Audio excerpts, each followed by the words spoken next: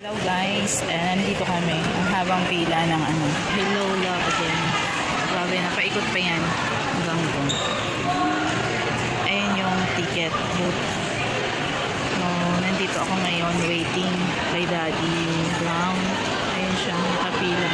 Grabe, pang 3 days yata ang show niya yun, pero sobrang haba pa rin ng pila. Konting tiis na lang.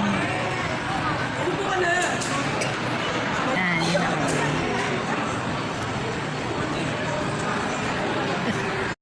Medyo malapit-lapit na si Daddy. Ayan siya. Tapos yung ticket booth andoon.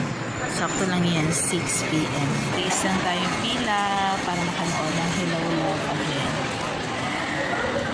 Dapat